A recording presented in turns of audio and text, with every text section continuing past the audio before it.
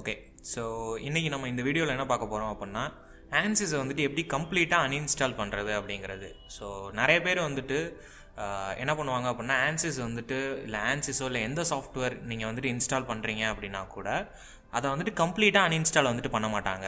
So just வந்துட்டு நார்மலாக வந்துட்டு அன்இன்ஸ்டால் பண்ணிவிட்டு அதை அப்படியே விட்டுறது. ஸோ அதோட ஆப் டேட்டா அது எல்லாத்தையும் வந்துட்டு கம்ப்ளீட்டாக எப்படி சீலேருந்து வந்துட்டு நான் கிளியர் பண்ணுறது அப்படிங்கிறது தான் இந்த வீடியோவில் வந்துட்டு சொல்ல போகிறேன்.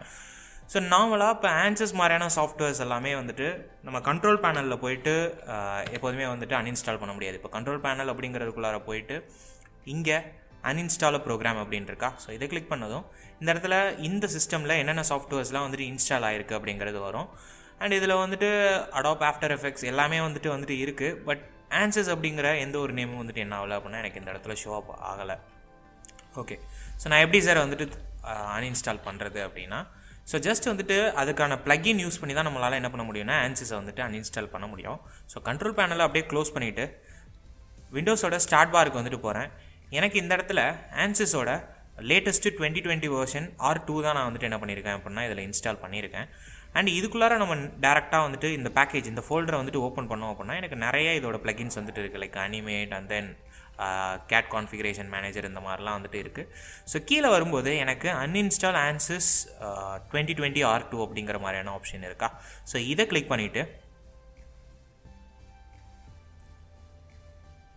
ஒன்ஸ் நான் அதை வந்துட்டு கிளிக் பண்ணதும் எனக்கு ஆன்சிஸோட அன்இன்ஸ்டால் மேனேஜர் வந்துட்டு என்ன ஆகுது அப்படின்னா வருது.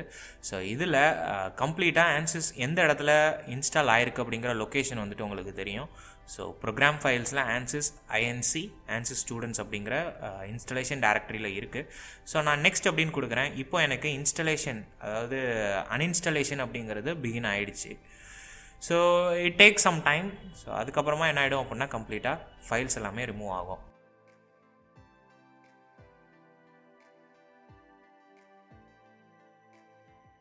ஓகே, ஸோ 100% அப்படிங்கிறது எனக்கு கம்ப்ளீட் ஆகிடுச்சு. ஸோ நான் என்ன பண்ணுறேன் அப்படின்னா இங்கே இருக்கிற எக்ஸிட் அப்படிங்கிற பட்டனை வந்துட்டு ப்ரெஸ் பண்ண போகிறேன்.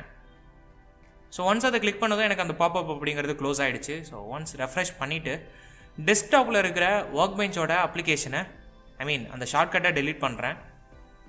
தென் ஸ்டார்ட்குள்ளார போகும்போது ஆன்சிஸ் ரிலேட்டடான ஃபோல்டர் இருக்குது. பட் இப்போ உள்ளார இருக்கிற எந்த ஃபைல்ஸும் இருக்காது. ஒன்லி ஒரே ஒரு கிளைண்ட் செட்டிங் ஃபைல் மட்டும் தான் வந்துட்டு இருக்கும். ஸோ இதுவுமே சிஸ்டமை ஒன்ஸ் நீங்கள் ரீஸ்டார்ட் பண்ணீங்க அப்படின்னா கம்ப்ளீட்டாக டெலீட் ஆகிடும்.